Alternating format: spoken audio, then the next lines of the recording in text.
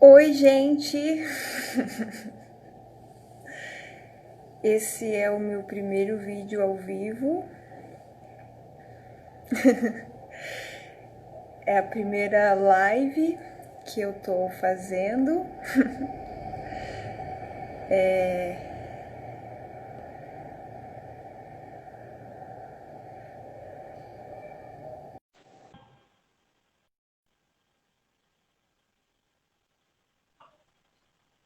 Ah, Olha, tudo bem? ai, peraí que eu não tô escutando, quero só um minuto. Tá bom. Ariel foi arrumar o som, gente. Ai, sim, agora foi.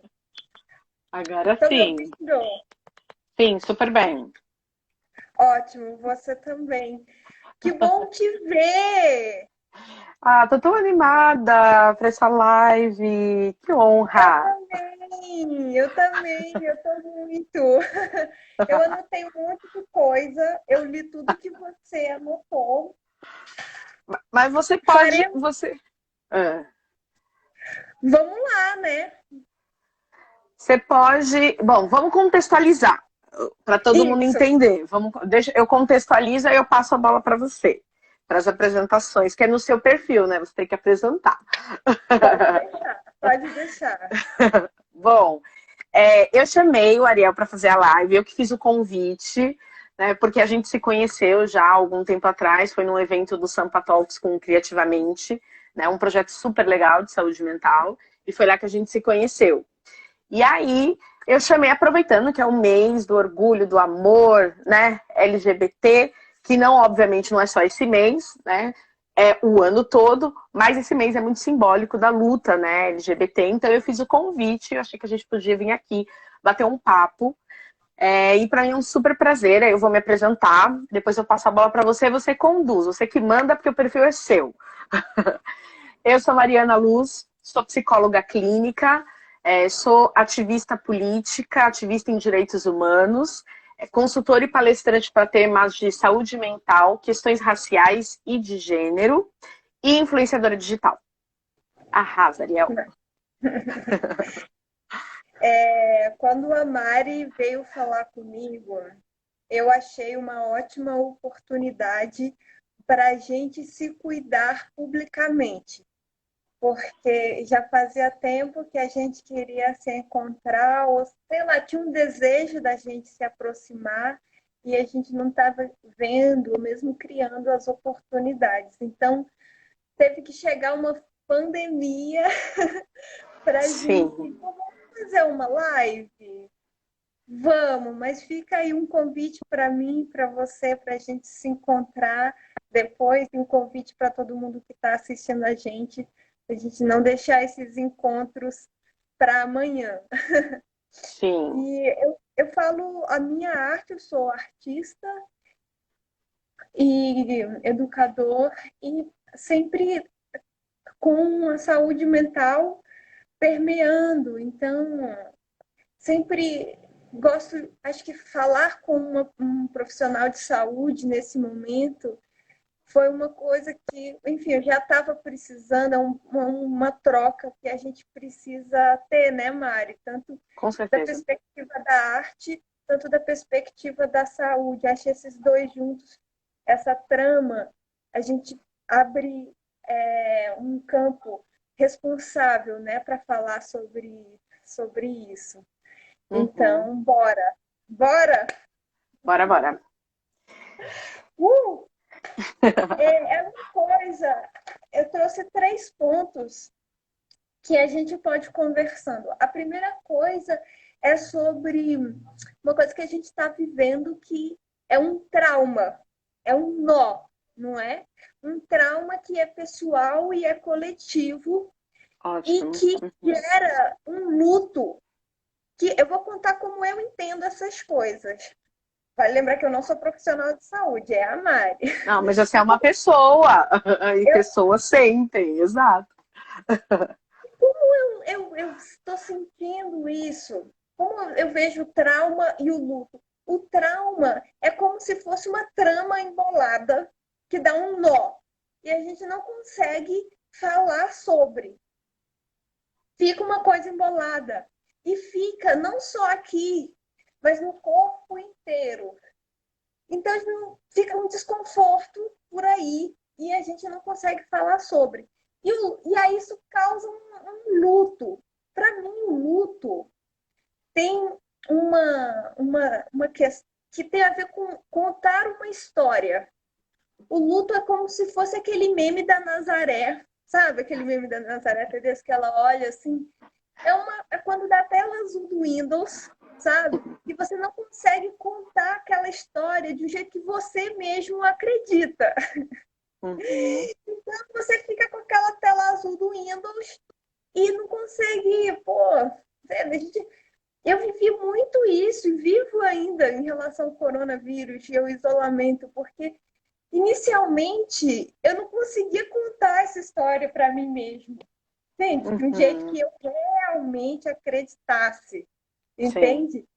E aí, neguei o isolamento social a princípio, porque eu não estava entendendo. Porque eu estava assim, a gente só está aqui hoje por causa do isolamento social. Tudo que eu faço é para transcender o isolamento social que é imposto a mim. Sim. Porque o isolamento social agora é medida de cuidado. Então, até eu entender como isso funciona, foi difícil contar essa história para mim mesma. E aí, depois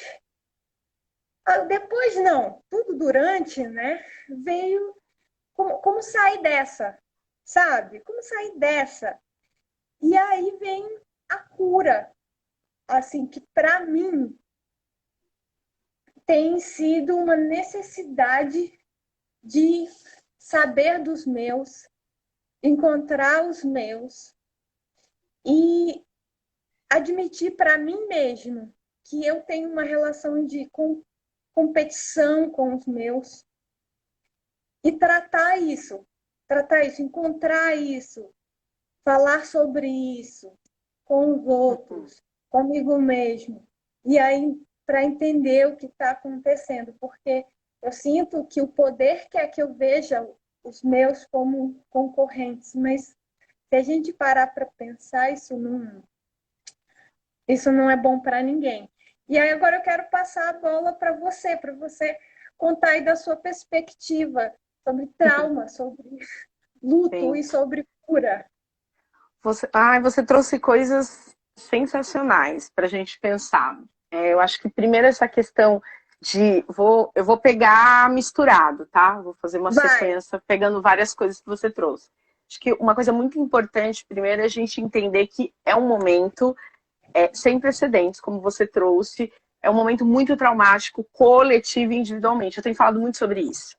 Né? Porque essa questão que abarca o coletivo, essa angústia coletiva que a gente sente, né, nesse momento, como você falou, eu não conseguia, eu que fico tentando ultrapassar o isolamento que é imposto, né, principalmente para as pessoas trans, imposto, né, você não pode aparecer, você não pode trabalhar, né, você tem que ser invisível, né, e agora isso ser uma perspectiva de cuidado. Nossa, achei sensacional isso que você falou.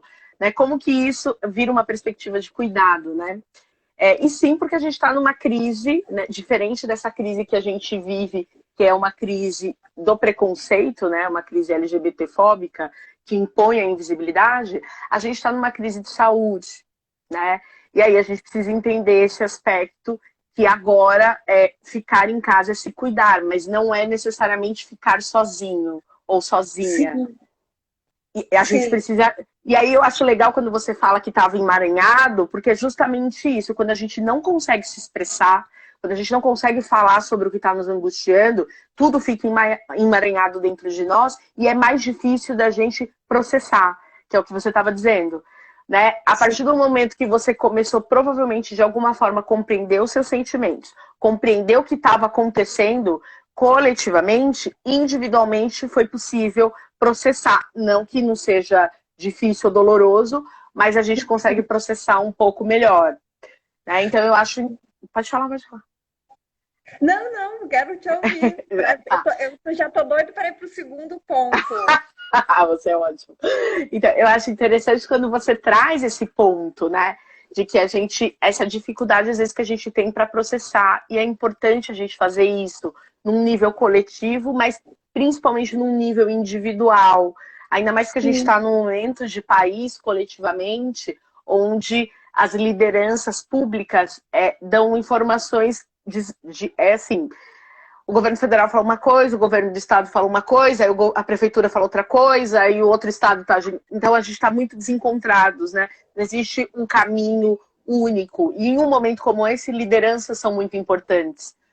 super. São muito importantes, né? Lideranças públicas são muito importantes. Não só o setor privado ele tem um papel importante, mas coletivamente é importante a gente ter lideranças. Teve uma coisa que me marcou muito, que foi a Angela Merkel, né, a primeira-ministra da Alemanha, quando ela foi falar sobre o isolamento na TV para a população alemã, que ela falou que provavelmente o coronavírus contaminaria 80% da população, mas que o país estava junto, que todo mundo ia passar por isso junto. Que isso é muito importante. Liderança é algo importante.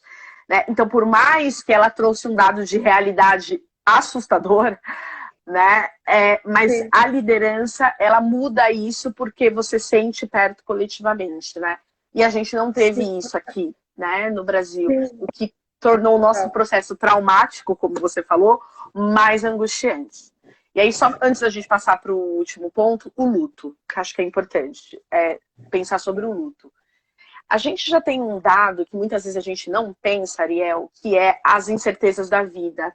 A vida ela já é muito incerta e a gente age antes da pandemia, muitas pessoas poderiam agir achando que estava garantido, que as coisas estavam garantidas, que eu levanto, vou trabalhar, encontro meus amigos, vou tomar um café, vou naquele restaurante que eu gosto, vou visitar minha família, né? A vida vai ser. Uhum. E isso tudo está no meu controle. Se eu quiser fazer, eu faço, Sim, né? Quando na realidade não está, porque nunca a gente soube que se acordaria com emprego, se acordaria saudável, se as pessoas que a gente ama acordariam saudáveis. Então, esse dado da incerteza que é muito angustiante e tem tudo a muito. ver com o luto, porque o luto não é só morte física. O luto é perda de uma série de coisas e a gente está perdendo não só contato físico, mas a gente está perdendo costumes. Nós estamos, que a gente vai ter que se reinventar, né? Nós estamos perdendo uma série de coisas, perdemos um aspecto da liberdade, né? De eu levantar e falar, hoje eu vou pegar o carro e vou para a praia, né? A Sim, gente, isso foi tirado, né? De uma forma muito brusca. Né? Então, o que você sim. falou do luto é perfeito, Ariel, porque a gente está, sim, vivendo uma série de lutos. Obviamente, também um luto muito duro de entender que muita gente morreu e, infelizmente, por um caminho coletivo como o país que a gente tomou em 2018 nas eleições, muitas Sim, pessoas ainda morrerão e nós somos corresponsáveis por isso. sim, sim, exatamente. E sabe que antes de passar para o segundo ponto, quando começou, eu estava me sentindo, assim, corresponsável de um jeito até anterior, sabe? Porque antes disso tudo, eu sentia que eu estava profundamente sobrecarregado de trabalho. Eu estava num ritmo desumano comigo mesmo, injusto comigo mesmo. E eu desejei profundamente parar. Uhum, Queria que parasse tudo por um momento. uhum, Desejei isso profundamente, sem saber das consequências disso. uhum. Compreende? Eu Sim, sinto que muitas outras pessoas, não, sabe, independente, não estou me culpando, não, nem me sim, sobrecarregando. Eu sinto que refletindo. estou refletindo que várias outras pessoas, como eu, estavam precisando parar.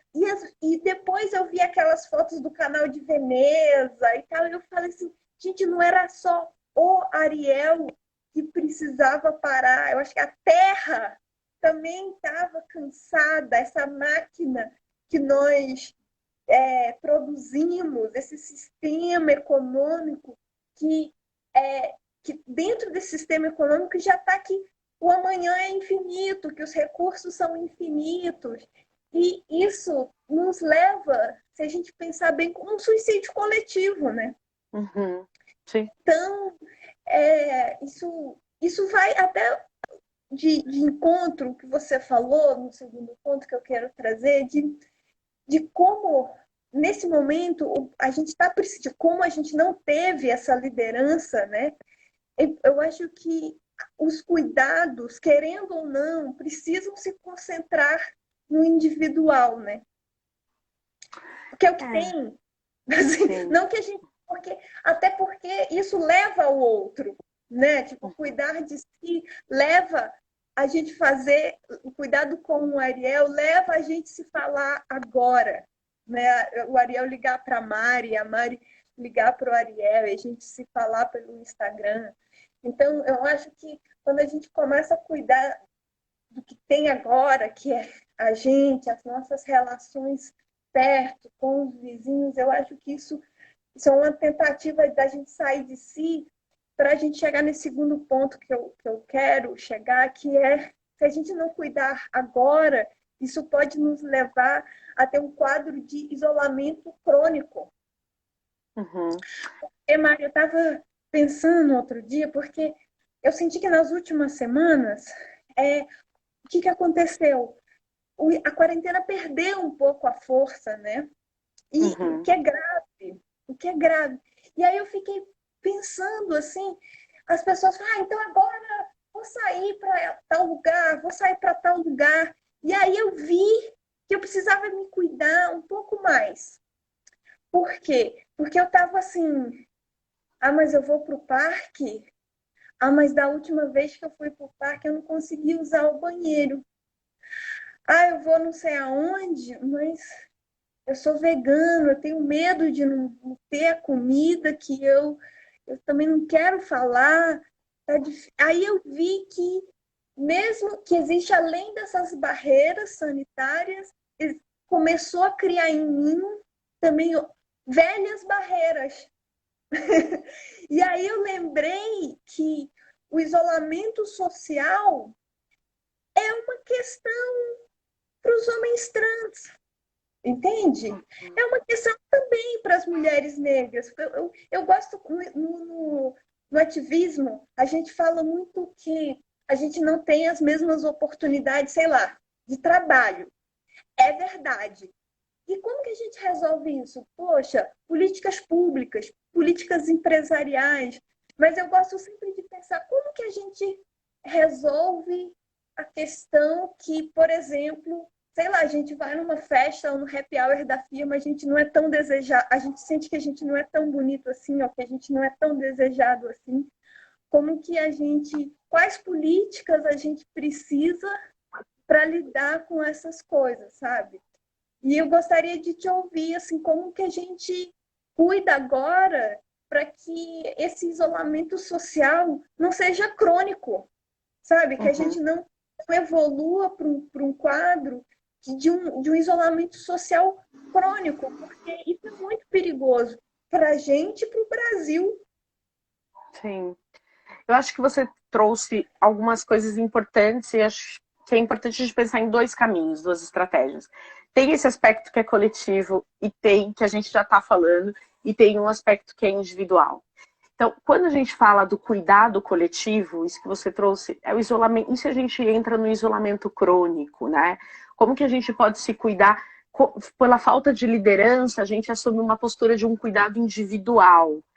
E aí a gente tem que pensar isso, assim, porque a corresponsabilidade que a gente tem, e que não é só uma questão de 2018, do que a gente votou em 2018, isso já vem há algum tempo, o que a gente está pensando, como você falou, do meio ambiente, por exemplo. O mundo precisava parar. Então tem uma questão ambiental, tem uma questão econômica, de a gente promover um capitalismo que seja um pouco mais humanizado e que seja um sistema um pouco mais coletivo, onde é claro que o capitalismo ele tem a questão da desigualdade muito forte, Mas coletivamente a gente precisa sim desenvolver formas, né? E existem formas, né? De a gente promover isso, né? Seja numa parceria público-privada, entre outras coisas, eu não vou focar muito em política, mas acho que é importante, sim, a gente pensar que no nível coletivo a gente tem como se cuidar, né? A política é uma dessas ferramentas através do voto, né? Quando ela, de alguma forma, ela deu errado, né? Enfim, eu vou chamar que deu errado, mas acho que tem um aprendizado importante e que eu espero que o Brasil e todos nós, enquanto sociedade, que a gente possa absorver esse aprendizado, né, do que a gente fez nas últimas eleições, mas do que a gente tem feito há muito tempo, porque falta diversidade, falta a política, ela é plural, a gente não tem um congresso plural, a gente não tem um executivo plural, né? A política ela é plural.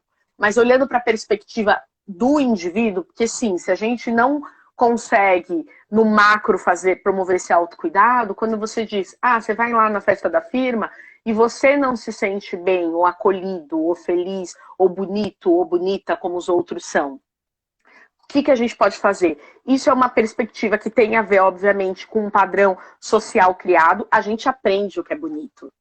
Sim. A gente aprende o que é certo, entre aspas aqui. A gente aprende o que é legal, o que é socialmente aceito. Tudo isso é aprendido. Então, se a gente aprende um modo, é possível a gente ampliar isso e aprender de outras formas. E esse cuidado que você diz é um cuidado que a gente realmente é um autocuidado. Ir em um lugar, sendo um homem trans ou sendo uma mulher negra, e saber que o padrão ele é heteronormativo, ele é branco, né? Ele é magro, que tem alguns pontos e que eu não me enquadro nisso, ou você não se enquadra nisso, ou tantas outras pessoas não se enquadram nisso, como que a gente encara essa barreira, né? E isso existe esse viés coletivo, que a gente precisa de promoção de políticas públicas, que a gente precisa sim, né, que direitos sejam garantidos e respeitados, mas tem o nosso autocuidado, a nossa generosidade e amor conosco mesmo, esse processo de aceitação. Que, Ariel, não é um processo fácil e que muitas vezes se a gente não consegue sozinho, a gente precisa sim de uma ajuda profissional, né? Então, eu acho que é importante, mas quando você traz o autocuidado, eu acho imprescindível a gente falar que nesse momento do isolamento, onde a gente começa a ter uma percepção muito grande sobre nós, que na correria do dia a dia, como você falou, você sentiu que você precisava parar. E quando você parou por conta do isolamento, talvez você tenha entendido, ai, Ganza maravilhosa. Ai, eu tenho que falar, desculpa, gente. Mas é que eu amo Marina Ganzaroli, maravilhosa.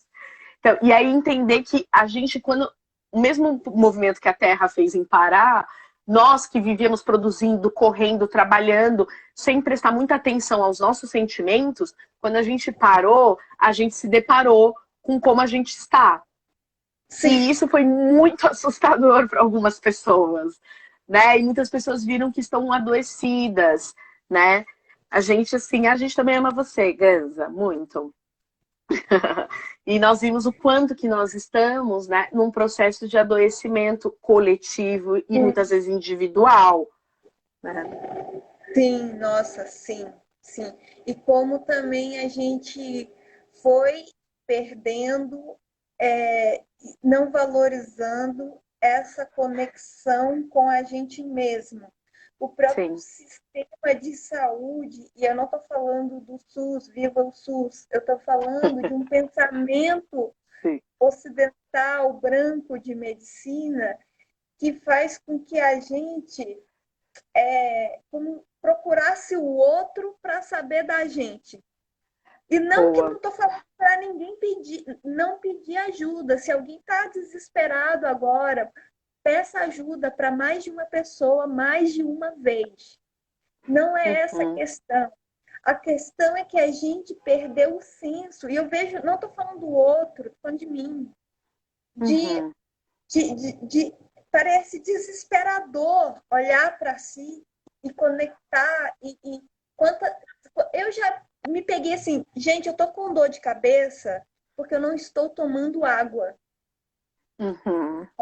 Entende? São questões assim, que nós são questões como, quer dizer, agora eu não estou indo para nenhum lugar, mas, por exemplo, a gente vai pegar um Uber, um aplicativo de carro, eu vejo cada vez mais a tomada de decisão indo para o outro, né? Nossa.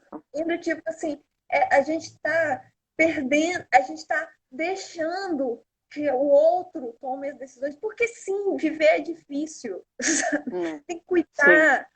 E eu vi muito isso nessa eleição e nessas. Porque é muito doido como o autoritarismo ganhou eleições democráticas. Sim. E eu acho que isso tem a ver com essa, com essa dificuldade que todos nós estamos tendo de tomar as rédeas das nossas vidas e da nossa sociedade, do nosso Brasil, sabe? Então Sim. é realmente mais fácil deixar para alguém que chame essa autoridade, vamos dizer, mas não a responsabilidade para Uhum. si, Sim. compreende? E eu acho Sim. que por trás do bolsonarismo existe, existe um povo cansado, sabe? Um povo Uhum. cansado do trabalho, existe um povo cansado de tomadas de decisão, porque realmente se responsabilizar é trabalhoso, tem Sim. riscos envolvidos, a gente pode errar, sim. Então, Uhum. eu acho que, pelo menos eu vejo assim, nas pessoas próximas, né, que Uhum. votaram, assim, eu vejo um pouco isso. E da minha parte, eu vejo impaciência de Uhum. lidar, eu vejo impaciência. Eu, depois de 2018, melhorei muito como ativista. Procurei Uhum. saber mais, tive que correr atrás desse prejuízo, assim, tive que aprender a debater, a me comunicar. E uma coisa que eu quero para o terceiro ponto, que é um. Eu acho que a gente está precisando agora, Mari, de um compromisso político com o otimismo, Ah, isso é sabe? maravilhoso. Do Um coração compromisso pra você. político com o otimismo, sabe? Quando Uhum. alguém vê uma negatividade, assim, eu falo, gata, para, sabe por quê? Porque eu nem tenho esse tempo, sabe? Porque eu tenho um Uhum. compromisso político com o otimismo, até porque atrás do pânico existe uma prepotência, sabia? Uma prepotência, por quê? Porque você sabe exatamente onde vai dar, que é o fundo do poço. Você não sabe de tudo, gata. Sabe? Talvez Uhum. você não saiba de tudo, talvez você está olhando por um viés só, sei lá, mas será que você sabe tudo? E a outra coisa, antes de passar a bola para você, é dizer que entender essa questão política também do cuidado, sabe? Porque o cuidado não é valorizado, varrer a casa não é valorizado. O cuidar, sei lá, mesmo cuidar, por exemplo, da empresa, sei lá, a contabilidade, a planilha, isso não é visto como prioridade, sendo que Uhum. 80% das empresas falem por conta disso. Uhum. Uhum. Entendeu? Então, eu sinto que não existe outra alternativa. A gente tem que colocar o cuidado como uma necessidade de primeira ordem. Uhum. Senão, até porque o cuidado é visto como um valor feminino. Entendeu? E tanto é que não é tão remunerado assim. Eu vejo nas Né? propagandas, né? Tipo assim, não, faça a sua contabilidade, sei lá como, e foque no que realmente importa. Sabe? Tipo, peça comida e foque no que realmente importa. Tipo, o que realmente importa, meu Deus do céu. Sim. Mas acho que a gente está aprendendo, né, Ariel? Com isso, a gente vai rever valores, né? Essa coisa do novo normal, da reinvenção, que você escuta as pessoas falando, não, porque vai chegar a era do novo normal. Eu falo, gente, já chegou. Esse é o novo normal, né? A gente está esperando o quê para entender que esse é o novo normal? E o que você falou, o novo normal, o cuidado, ele vai ser imprescindível. Então, a saúde mental, que muitas vezes sempre foi um tabu, né? Não, não posso falar, nossa, se eu tenho depressão, se eu tenho ansiedade, não posso contar para ninguém na empresa. Porque se eu contar, vão achar que eu sou louco, que eu não tenho condições de trabalhar. Agora, se eu tiver com diabetes, eu posso falar para todo mundo. Todo mundo vai falar, não, vai no médico, tira o açúcar e se cuida. Agora, depressão, ansiedade, nossa, né? E o Brasil, ele é o número 1 em ansiedade e o número 5 em depressão antes da pandemia. Imagina para onde vão esses números agora, não é? Então, assim, nós exatamente, para onde é que vão esses números? Né? Agora que a gente está vivendo um momento onde o que importa é se cuidar coletivamente e individualmente, senão não vai ter amanhã.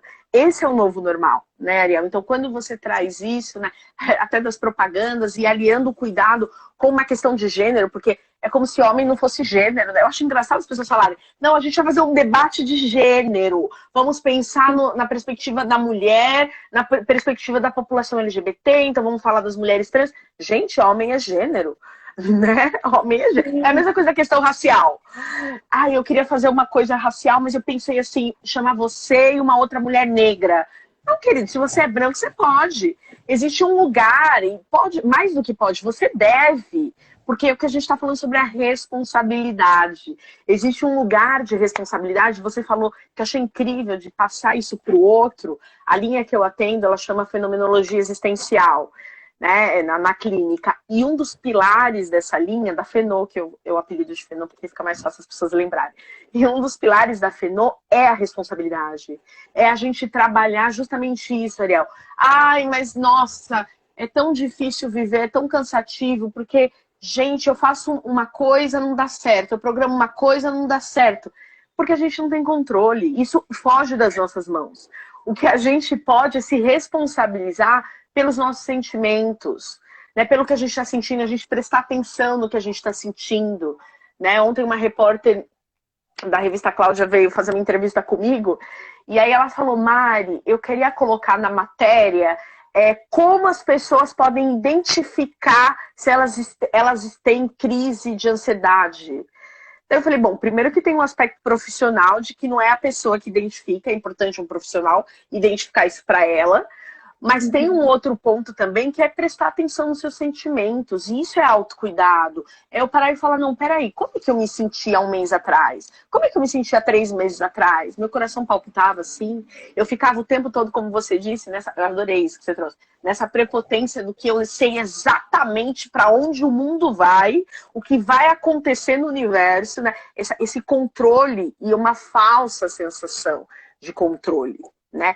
Que essa é a questão, né? Uma falsa sensação de controle, porque você não controla, né? A minha mãe tá na live, ela colocou aí lá em cima alguma coisa de, quando eu falei daquela coisa de que a gente não sabia se a gente acordaria no dia seguinte, como seria, ela até colocou, se a gente, eu acordaria, né? Porque não é só de você acordar e ter emprego, e ter saúde, ter trabalho. Você não sabe nem se vai acordar. Você não sabe daqui 5 minutos.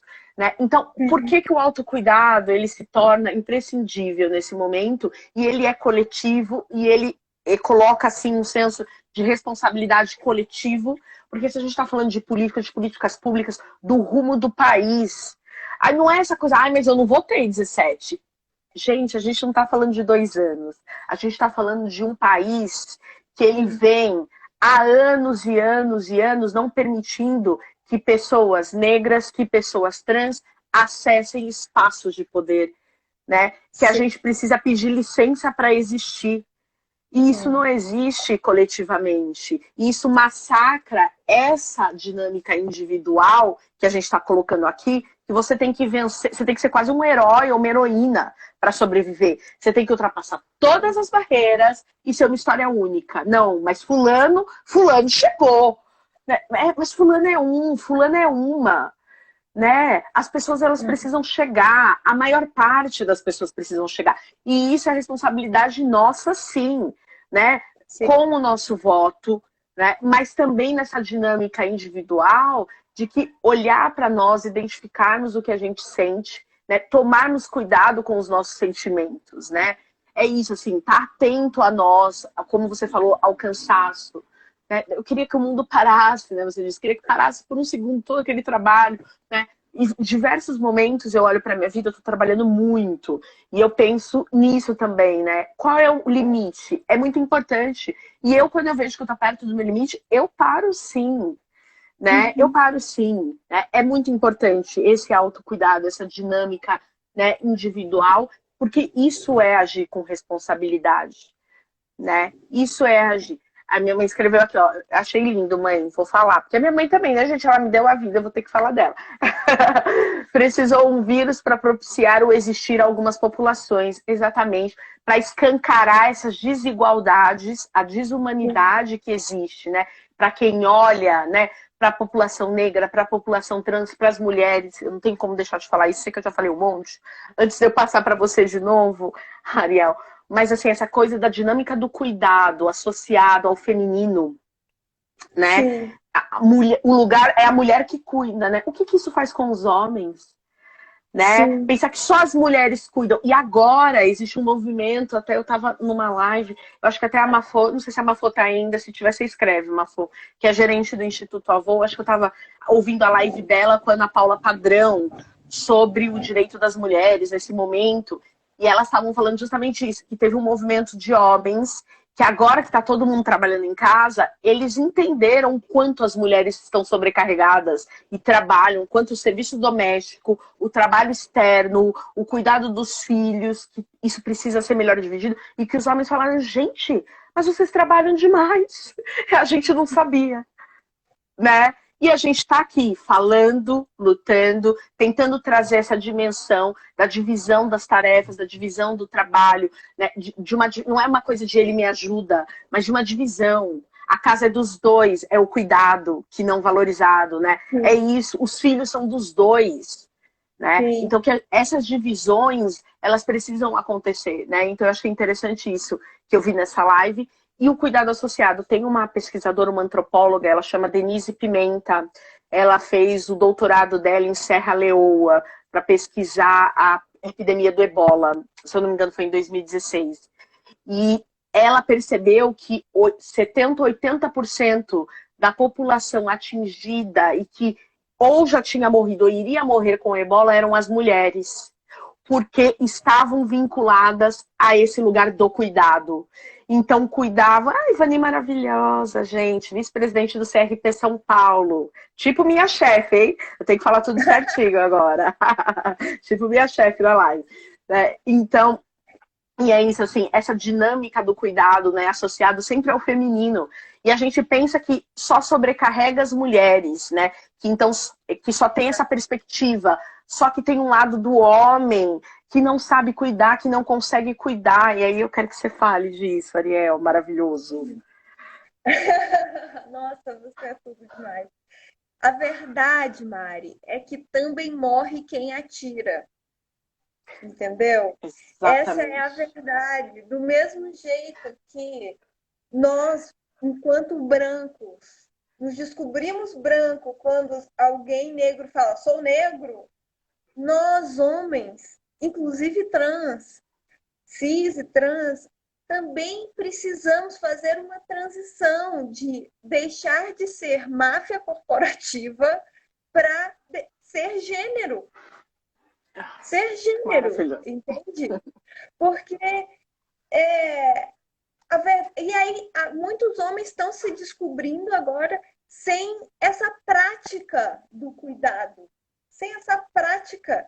E qual é a consequência disso? A gente vive numa falsa torre de poder. Sim. Numa falsa torre de poder. Entende? E qual é a consequência dessa torre, desse isolamento pelo poder, né? Pelo exercer poder? A gente fica isolado, a gente fica triste por dentro, a gente fica sem a prática de falar dos sentimentos e a realidade. Qual é a realidade? Os homens, por exemplo, se suicidam mais que as mulheres. Os homens, por Exatamente. exemplo, matam mais, são assassinados mais. E isso ai, um ativista muito massa, esqueci o nome dele, mas enfim, vou lembrar. Ele Tá. foi uma mesa de ativismo e ele falou, cara, era sobre masculinidades negras, e ele falou, cara, quando a gente vê numa periferia homens, por conta de uma coisa qualquer, brigar com outro homem, puxar uma faca e os dois morrerem assim por nada, isso precisa ser considerado uma questão de gênero. As Exatamente. mortes, as mortes de jovens negros pela polícia hoje no Brasil é uma questão de gênero. Entende? É uma questão de gênero. O tanto que se morre no trânsito hoje é uma questão de gênero. Entende? Não é só o feminicídio que é uma questão de gênero. Quanto mais os homens se colocarem nesse debate, mais chance a gente tem de avançar como sociedade, principalmente homens brancos e cisgêneros. Sabe por quê? Porque sabe por exemplo, em relação ao feminicídio, qual o melhor cenário? O melhor cenário, a gente tá aqui o quê? Lutando para políticas públicas para as mulheres. Mas qual que é o melhor cenário? O melhor cenário é o homem não matar. Né? Maravilhoso. Esse é o melhor cenário. Você só tá ganhando o coração, Ariel. Melhor do que a gente fazer a mulher se defender, melhor do que abrigo. Isso é importante, isso é muito importante. Mas, assim, o melhor dos cenários é o homem não matar. Uhum. Esse é o melhor cenário. Esse é o melhor cenário para o homem.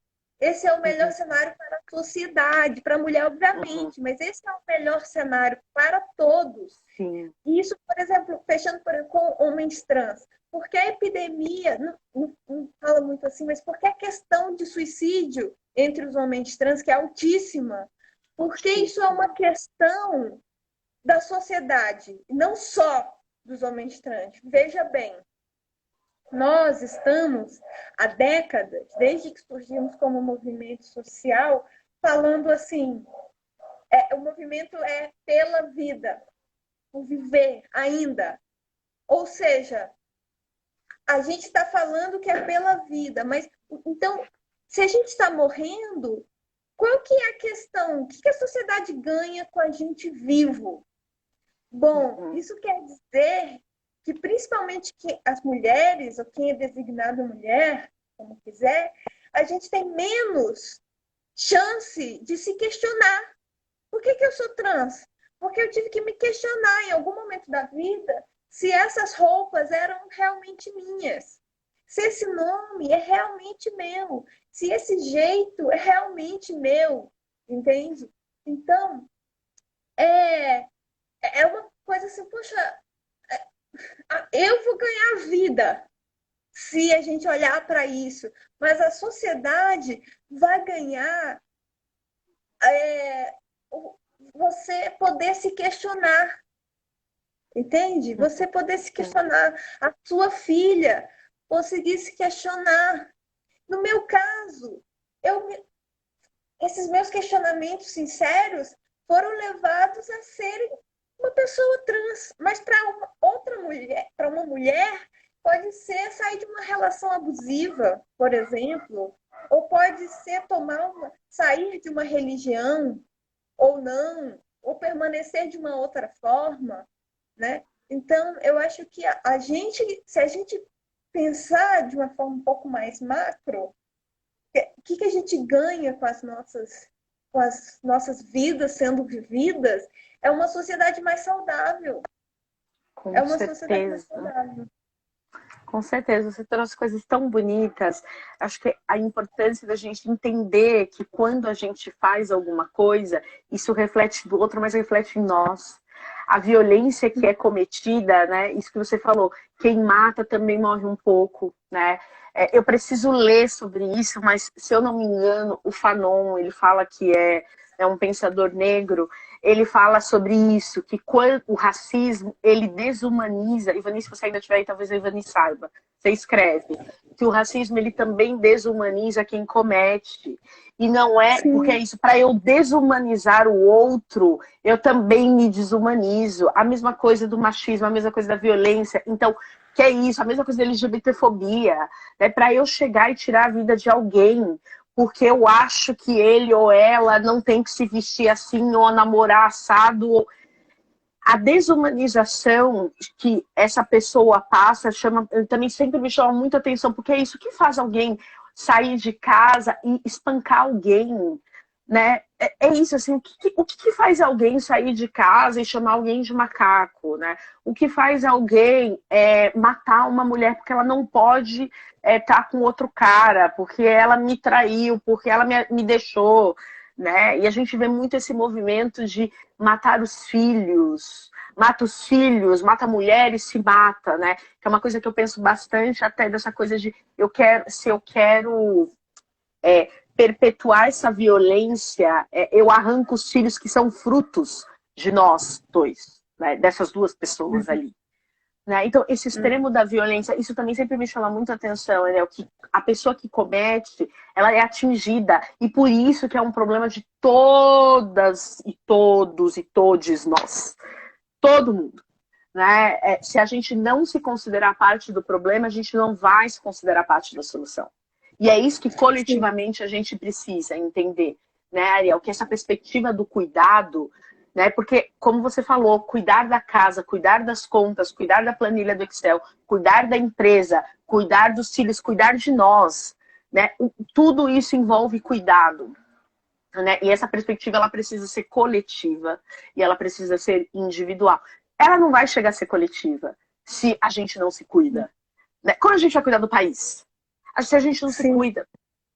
Que é isso? Como você vai pensar que a política, não tenho como. Eu tento não falar da política, mas não adianta, gente, sou ativista política. E para mim, assim, a política ela é uma ferramenta de transformação. Eu sei que tem algumas pessoas que não acreditam nisso. Como você falou, acho que tem muita gente desacreditado, cansado, né? Mas é isso, se eu estou vendo esses políticos fazerem todos eles, eu não estou falando só desse período, só Bolsonaro, eu estou falando que a gente tem um histórico. Eu sei que tiveram vários avanços num governo Lula, num governo Dilma, eu sei disso. Mas nós tivemos vários problemas também, né? Problemas ambientais, nós tivemos várias coisas que não avançamos, pautas que não avançamos.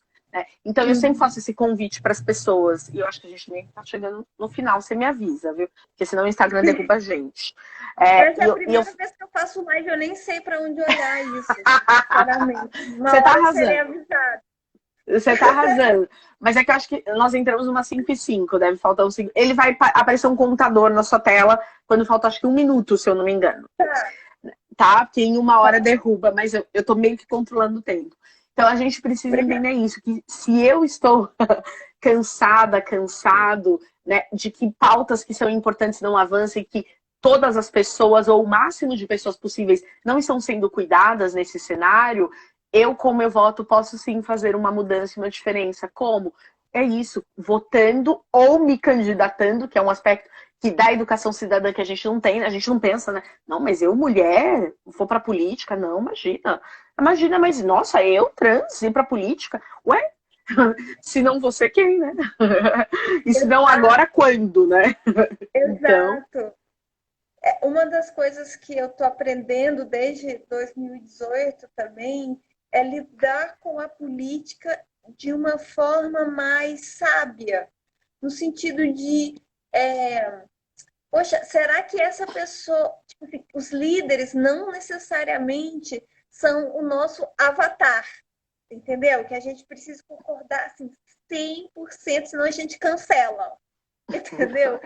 E não é bem assim, não é porque o sistema é representativo. Então, sim, veja bem, não é que, assim, talvez em alguns momentos sei lá, o Lula fez várias coisas maneiras e a gente vai apoiar. Teve várias vezes que nem tanto, e a gente teve que ser oposição. E por aí vai, sabe? Eu acho que isso foi outra das coisas que eu vi que eu fazia isso, sabe? Que eu lidava com a política como se aquilo fosse uma representação quase da minha alma, que tinha que ser exatamente. E a gente muda. E que bom, né? Exato. E como a gente agora, caminhando também para o final, como fica também um desafio de como a gente, como campo progressista, vai precisar se reinventar, sabe? E como Mais um também coração. colocar o cuidado aí, né? Colocar o Sim. cuidado como política, o cuidado de si, uma política pró-conexão, né? Uma Uhum. política que tudo bem errar, ninguém quer errar, né? Mas assim, uma política que sincera, uma política honesta, uma política que cuide, sabe? Que Sim, tenha isso como um norte. Isso eu vejo, sim. até porque a política deveria ser um campo de cuidado, de encontro, Sim, sim, sim, né? sim. É um campo de que não tem como todo mundo exercer o poder, assim. Então a gente criou a política.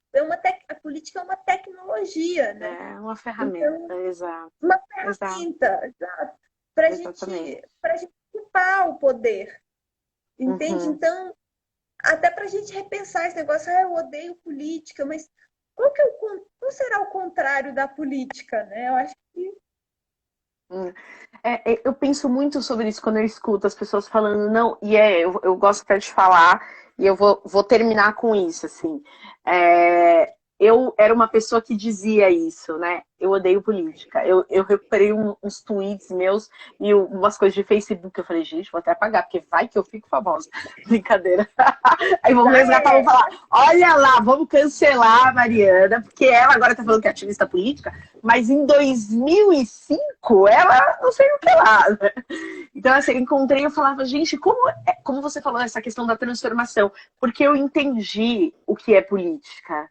E eu entendi primeiro a potência dessa ferramenta, a importância e porque muitas vezes isso foi negado para nós na educação.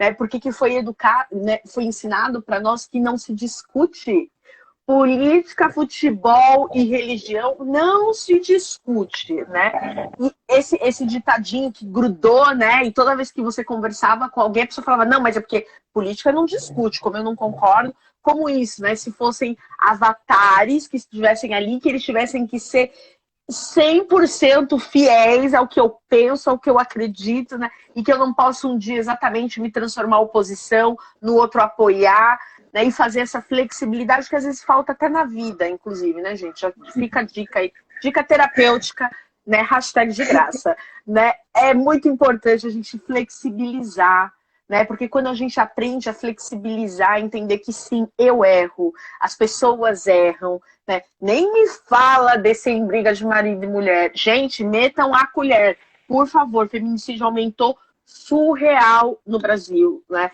Eu queria lembrar que o dado de cabeça, posso estar errada, mas se eu não me engano foi 30%. Mas enfim, acho que foi 30% no Brasil, 20% em São Paulo. Mas é isso, assim, a gente tem que. E Esses ditados 50% no populares. Rio. Pois é. Esses ditados populares, tem alguns que eu acho que eles são legais e que a gente pode considerar, mas tem algumas coisas que a gente precisa reinventar, né? Que não dá mais, né, Ariel? Então eu acho que essa questão política, como é importante a gente entender que é para nós e que a gente aqui está fazendo política, mesmo se a gente não estivesse falando, a gente está democratizando o conhecimento. Isso é política. Né? A Sim. gente está lutando, fazendo ativismo, lutando pelo que a gente acredita, pela vida dos homens trans, né? Pela vida das mulheres negras, pela vida de todas as pessoas, porque é isso, né? Todas as vidas elas importam sim, só que a gente precisa olhar para grupos que historicamente não tiveram voz, e isso que é lugar de fala. Né? E se eu sou uma pessoa branca, se eu sou homem branco, se eu sou mulher branca, como cis e hétero, como eu posso fazer isso? Porque todo mundo tem um lugar. E isso é o verdadeiro sentido de empatia, e com isso eu vou terminar para deixar você fazer o fechamento. O sentido de empatia é justamente isso, assim, essa minha amiga que estava na live, uma foi a gerente do Instituto Avon, lá cunhou um significado de empatia que para mim faz todo sentido, que é justamente a gente não consegue muitas vezes se colocar no lugar do outro, porque eu não sei o que significa ser um homem trans. Eu sou uma mulher negra, cis e hétero. Eu nasci com esse corpo, eu olhei para o meu corpo, eu gostei do meu corpo, eu gostei das roupas, né? Inclusive, eu adoro um rosinha, né? Eu sou bem nhenhenhenzinha. Eu gosto, menina, eu sou muito rosinha. Eu abro meu guarda-roupa e tem hora que eu falo, meu Deus, só tem Bem rosa isso aqui. menininha. Quer dizer, o que é ser menininha, né? A gente tem que questionar tudo isso. Mas, enfim, essa coisa de cores e papéis de gênero, mas é o que é lido socialmente, né? Como menininha, né? Porque eu gosto de rosinha e não sei o quê. Então, e eu gostei, não me causou sofrimento, né? Pra mim, eu olhei e falei, gosto de ser assim, gosto de mim, tá tudo certo por aqui, né? Então, eu vejo que essa coisa da empatia é difícil a gente fazer essa coisa de se colocar no lugar. Mas essa minha amiga cunhou esse conceito que é do lugar onde eu ocupo na sociedade, no lugar onde eu ocupo, como o que eu faço impacta na vida do outro. E isso é pensar lugar de fala. Que é isso, se eu sou um homem ou uma mulher branco, cis e hétero, e essa sociedade foi criada por e para homens brancos, cis e héteros, né? Então, desse lugar, como é que eu posso realmente promover uma mudança, uma transformação social efetiva, né, na sociedade? E a gente está tendo aí essas ocupações de perfis e outras coisas mais, que são movimentos muito importantes, onde as pessoas que têm determinado privilégio usam esse lugar de fala, né, para dar voz. Todo mundo tem voz, mas vozes que precisam ser ouvidas. Nós temos muita voz, né, Ariel? A gente podia ficar aqui horas, né? Mas as pessoas precisam dar mais espaço, né, para que homens maravilhosos como você brilhem, né, que são luz nessa sociedade, com esse projeto lindo. Eu preciso dizer que te amo, pena que não vai dar tempo de falar dele, mas que é um projeto tão maravilhoso, né? Eu, assim, agora o filme, né? Porque além de tudo isso, toda essa potência que você agora também é diretor, não é? Que maravilha. Mas assim, eu queria só te agradecer, foi assim lindo a gente ter esse momento aqui. Mari, eu sou muito grato à vida daquele encontro que a gente teve no Sampa Talks. Para mim, eu estava super cansado e pensei, não acredito que eu vou ter mais um fim de semana de ativismo. E que bom que a gente conseguiu transformar. Eu lembro que eu cheguei cansado e saí descansado, porque a gente teve abraço, a gente teve conexão, sabe? A gente teve carinho. E eu estou muito feliz da gente dar essa continuidade e se cuidar publicamente, né? Espero que quem esteja nos escutando também leve isso para casa, coloque o cuidado como uma necessidade de primeira ordem. A gente está precisando cuidar de si, a gente está precisando cuidar da nossa casa, a gente está precisando cuidar do Brasil, a gente está precisando cuidar dos nossos vizinhos, de quem está próximo da gente. E essa é a minha mensagem para mim mesmo, que eu me dou publicamente. Muito obrigada a todo mundo que escutou a gente.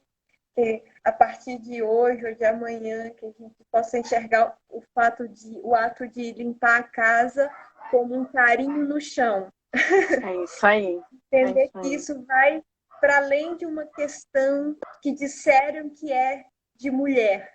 É uma questão nossa, é uma questão e que cada vez mais isso seja também transferido e multiplicado para os homens. Eu recomendo fortemente que os homens lavem as louças, varram a casa, cuide dos filhos, cuide de si, fale de si com seus irmãos e enxergue a terra como um nosso lar. Muito obrigada, vou encerrar a live. Muito obrigada, Mari. Foi um prazer. Beijo. Se cuida. Beijo. Tchau, tchau. Tchau, tchau.